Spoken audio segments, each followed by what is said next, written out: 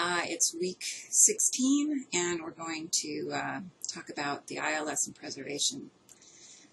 We've covered a lot of ground in this course. We've talked about what collection management is and why it's important to do it.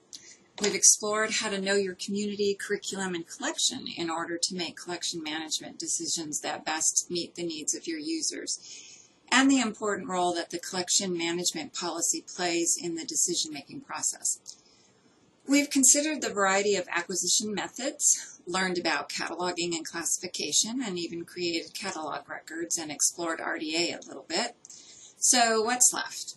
Well, in this module, we're going to talk about two very disparate things: the integrated library system and preservation of materials. The ILS is the vehicle we use to keep electronic records of what we have available in the library and where we can find it, when it was purchased, what we paid for it, who has it checked out, and so on. But before we discuss that, we're going to talk about the last step in the acquisitions process, and that is the physical processing of materials to preserve them, make them available for circulation, and repair or replace them when they get damaged. Preservation is about long-term use and viability of a resource. It's not just about repair, but about preparing our physical resources to be able to sustain and survive the use we hope they get. Before a book or DVD or manipulative can go out into the library and be available for circulation, it needs some basic processing. Now, you may wonder what this processing has to do with preservation, but this is actually where the preservation of materials begins. How a resource is processed can have a huge bearing on the longevity of the resource. So let's talk about the basic elements that are necessary for processing library resources, as well as some of the discretionary options. So different formats will require different types of processing procedures, but the basics for every resource are these. The property stamp. It's important to stamp each part of a resource with a property stamp.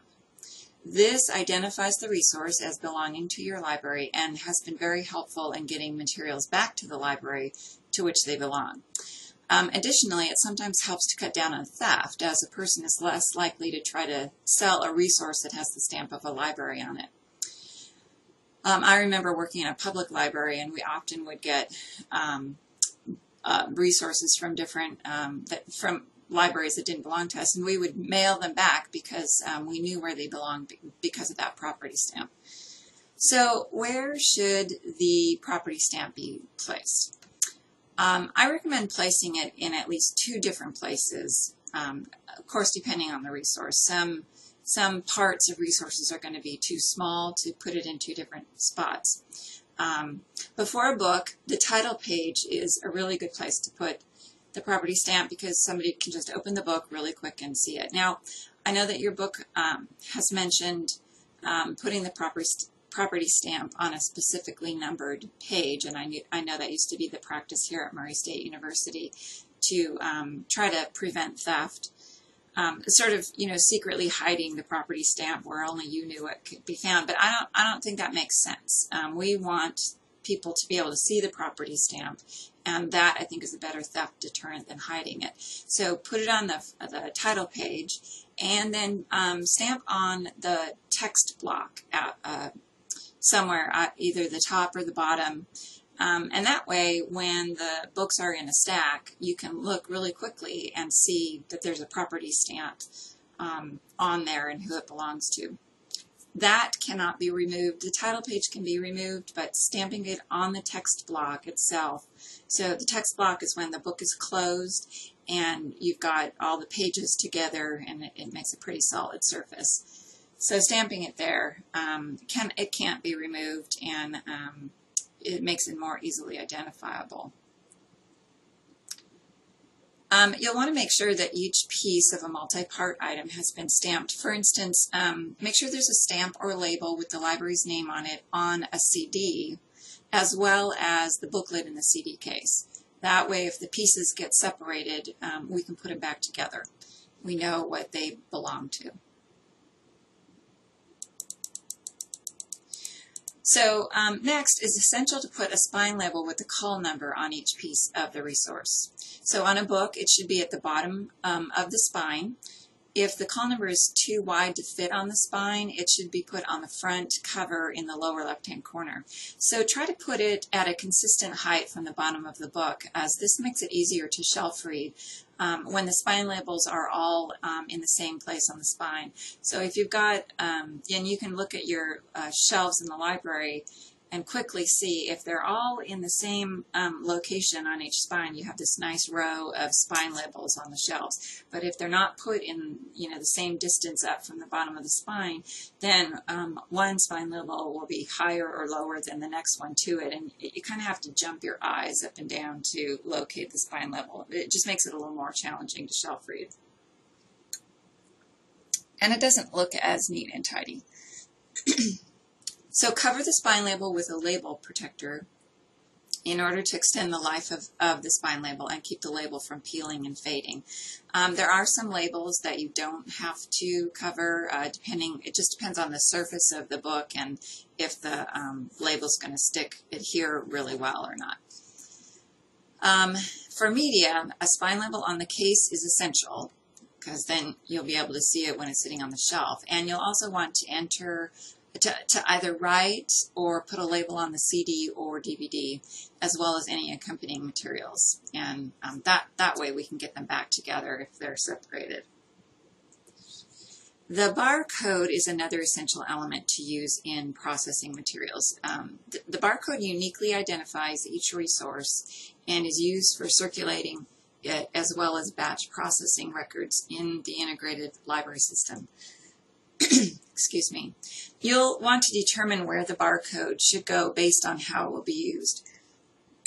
So, for instance, if you're going to automate inventory, it's best to have the barcode on the outside of the resource, the outside of the case or the book, so you don't have to take each book or DVD off the shelf, open it up in order to scan the barcode.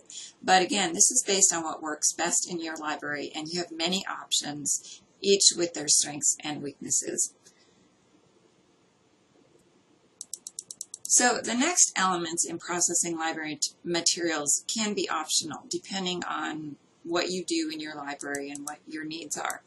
The security tag or strip is useful, of course, only if your library has a security system. So the security strip keeps people from accidentally or intentionally walking out of the library without checking out the resource. Or actually, it deters it. Sometimes it still happens, but it's a good deterrent. You'll want to follow the manufacturer's directions on the placement of the strip for the effectiveness of it. It's always a good idea to hide it, if possible, to prevent someone from removing it. When I worked in the public library, people thought that the barcode was a security strip, and we would find barcodes taken out of books or peeled off the DVD case and laying around because they thought that would let them go through the security gates without setting them off. You might also want to add special labels to the spine in order to identify award winners, reading levels, genre, or any other type of characteristics of the resource. Library systems now have the ability to print out a list of titles checked out along with the dates they're due. So it really is only essential to include a date due slip or label if you don't have the ability to print out a slip for the patron. Protective book covers are often used to keep the dust jackets from becoming torn or lost. The benefits of an attractive cover need to be weighed against the costs in terms of time and expense to determine if it's worth it to cover the dust jacket. So this is a very legitimate consideration. At the library I worked at, the university library I worked at, students complained about the lack of new books all the time, and we really couldn't understand why they were saying we didn't get new books, because we purchased new books every year. But then we started to look at them on the shelf without the book covers and realized that they looked just like the older books. They're not pretty. They're not attractive. So what we did is we started keeping the dust jackets on. We didn't cover them or tape them to the book. We printed out 2 spine labels, so one went on the spine of the book and the other on the spine of the jacket. And that way, if the jacket got old or torn and we had to remove it, or it got lost, we wouldn't lose the spine label with the loss of the jacket. And printing out an extra spine label isn't really going to cost a whole lot extra. So we found that complaints for no new books went down drastically. And the use of these newer books actually went up because they were more attractive to our students. And also there's information often on book jackets that tells a little bit about the book, and so it's helpful for a user to be able to look at that and read that and see if it's something that they really want. If paperbacks are going to get a lot of use, it's also wise to laminate the covers so they don't wear out as quickly. And again, this will depend on the expected use of the resource. So we would often purchase, in our collection development policy, our intention was to purchase paperbacks instead of hardbacks because they were less expensive. And so for ones that we knew that we wanted to keep them in the collection long term, we would laminate them. For books that we knew were, like maybe popular fiction books or the less expensive books, we wouldn't laminate, so we'd save some pennies on that because we knew they just wouldn't get the usage that other materials got, and so those materials warranted laminating. So again, these are decisions that you're just going to need to make locally depending on usage of your materials and your budget, of course. This leads us to the next part of processing, spine tape. So even if you don't laminate paperbacks, it is still a good idea to use to tape the spines with book tape to make sure that the hinges are a little bit more durable. Cases can be purchased for media that will keep multiple parts together and sometimes be more durable than the cases that they're purchased in. There are also cases that can be locked so that users can't take the DVD or CD out of the case and slip it in a backpack or a pocket to avoid checking it out.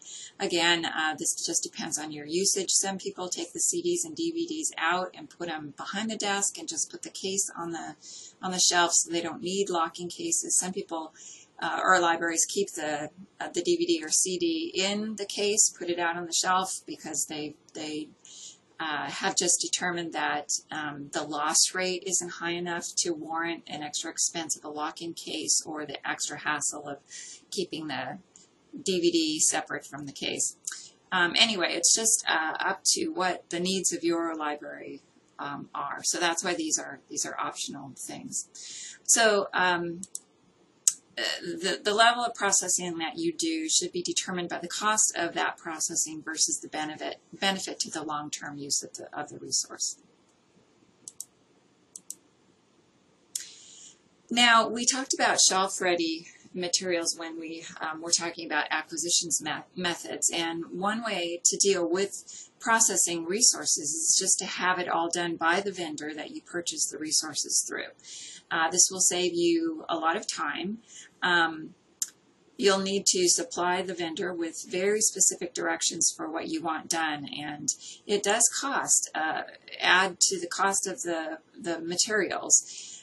And the more processing that you have the vendor do, of course, the more it will cost you.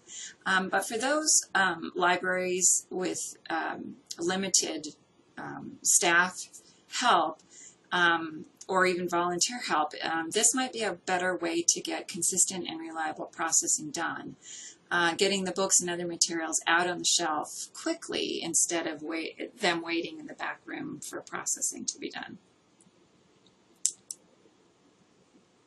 Sometimes materials get damaged, either through normal wear and tear or by user neglect. It's best to keep in mind the balance, again, of cost versus value whenever you consider whether you should repair or replace a resource. Simple repairs such as taping torn pages or tipping in a loose page can be made easily without a lot of investment of time or resources. But major repairs to the text block, because the spine is broken or the hinge is damaged and the cover is falling off, require a larger investment of time, of course, and resources, but especially time. So if you don't have volunteers or students that can do the work, it's often less costly to actually purchase a replacement or maybe a more recent addition. You'll also want to consider whether the resource that has been damaged still meets the collection development needs of the community, the curriculum, or the collection, and you might just decide to withdraw it and not replace it, or maybe replace it with a more up-to-date edition. So I've included a link in the library guide in the ILS and Preservation tab for a video that gives helpful instruction in book repair.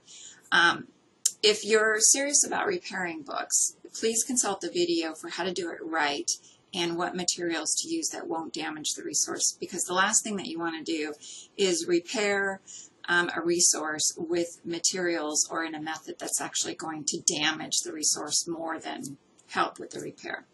So take a look at that video. It was put out by a division in ALA, so the people that have put it together know how to repair materials correctly. You can YouTube and use YouTube to search for videos on book repair, but you have to be very careful because some of the methods of repairing are old methods that have used tools or processes that actually do damage, more damage than help. So I do recommend the video that I've linked to from the library guide. So as far as media goes, sometimes CDs or DVDs can appear irreparably damaged because they won't play, they get stuck, but sometimes you just need a quick cleaning or processing to fill in minor scratches in order to make them usable again. And you can get a device that will do that. When I worked at the public library, we actually used car wax and polished the CD or the DVD with the car wax to fill in some of the light scratches. But again, you'll want to either use the devices that are made for doing that, or find out from a reliable source how to do that yourself. And again, you know, consider the resource and determine whether it's actually worth your time to repair it, or maybe it's just something that should be weeded. So whatever you decide to do in terms of processing and repair, be sure to document your decisions in a procedure manual. So while it's time consuming to keep manuals up to date, you know, I recognize that, and I can say that I'm not the best example of keeping manuals up to date. The benefits of documented procedures are numerous. Procedures standardize things so that you're not relying on your memory to remember, well, how did we fix this before, or what decision did we make before on whether we were going to repair or withdraw. You don't have to rethink how you did something and why you did it that way, and possibly determine to do it in a different way. So this leads us to the next reason that procedures are good, and that is that it keeps things consistent, which reduces the opportunities to make mistakes and forget to do important processes. Next, procedures help with training, as it gives everyone a resource to consult if there's a question about how to do something. And it provides a checklist which students and volunteers can consult to make sure that they aren't leaving any steps undone. So procedures are very helpful, and you should try your best to keep up with your documenting your procedures and decisions that you've made. So now that you know how to process resources and what sort of processes should happen with your materials so that they can be made available for circulation, so we want to talk about the integrated library system. So before integrated library systems, or ILSs, libraries would have a card catalog that kept the records of their resources and made it possible for people to search those records. They'd have a spreadsheet, either manual or computerized, to keep track of acquisitions information, such as how much money was in the book budget, how much has been spent, how much is encumbered, which resources that were ordered have been received, all of that information.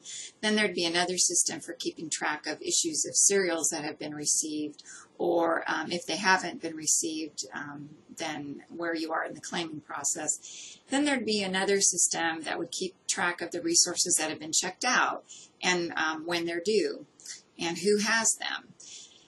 As bibliographic records became computerized and computer systems became more user-friendly and affordable, integrated library systems were developed that actually merged all of these systems.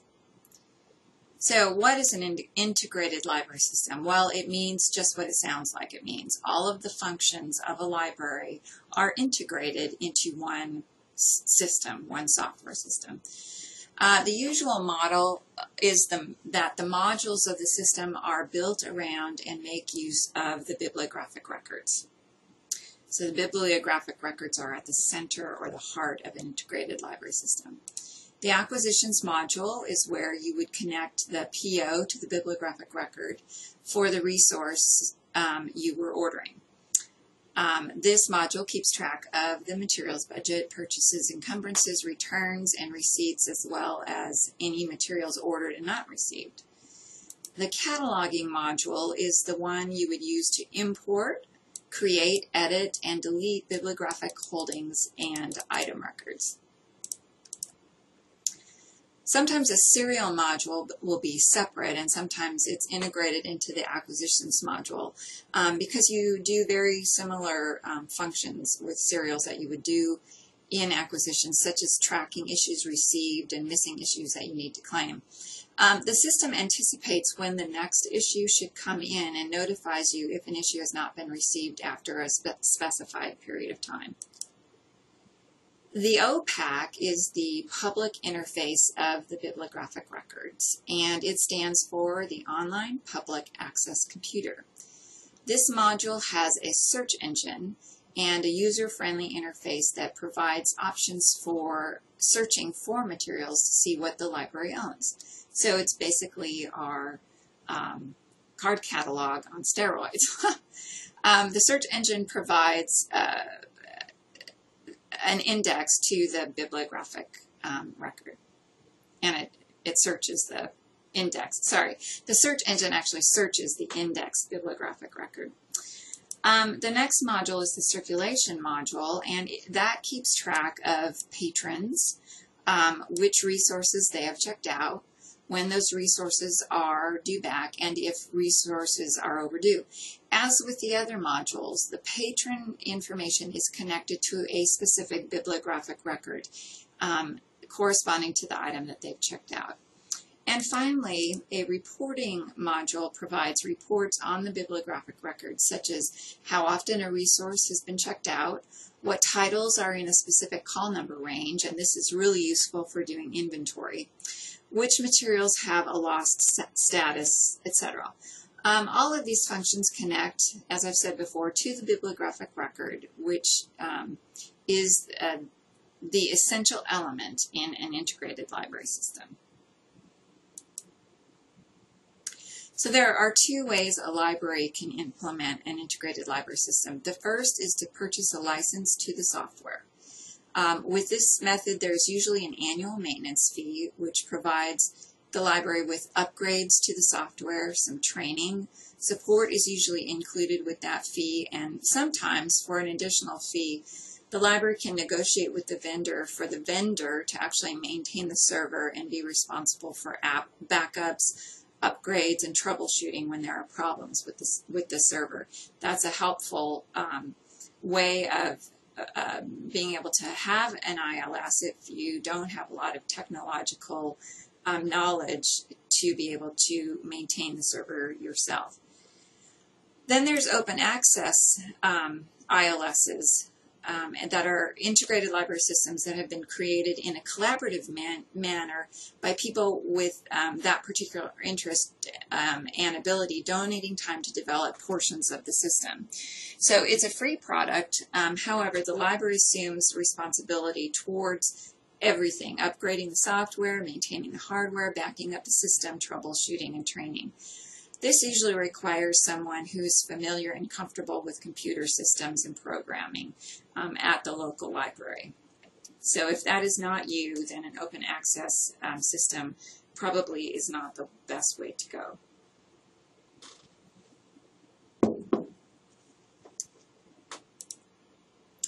I've listed some proprietary vendors and their products, and some open access products in this slide. I've included, oops, sorry, the previous slide. Oops, I lost that. Sorry, let me go back. Okay, so I've listed the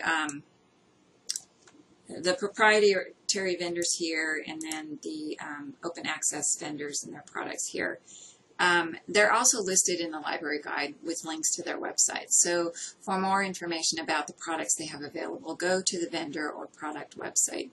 So whichever system your library uses, it is important that the product has Web 2.0 functionality, meaning that users are able to interact with the data in the web page. So for OPACs, this usually means being able to for the user to write reviews of the resources, add tags, post their favorite resources to Facebook, link them to a blog, etc. Additionally, you'll want to make sure that the vendor has upgraded the product to be compatible with RDA, record elements, and has already implemented or is planning on implementing a Ferberized display, and is also planning on moving toward a linked data environment. Those things are really essential: Web 2.0 functionality, RDA compatibility, Ferberized display, and moving toward a linked data environment.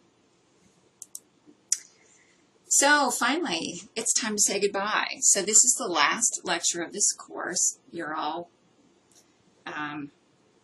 doing a happy dance right now, as am I. I've hoped you found that this course has been informative and helpful, and that you know more about libraries' collections, how libraries' collections are managed and organized. If you're ever in Murray, please stop by Waterfield Library and say hello. It would be lovely to meet you in person. Best wishes for the rest of your time in the Library Media Specialist program, and don't forget to fill out the evaluation.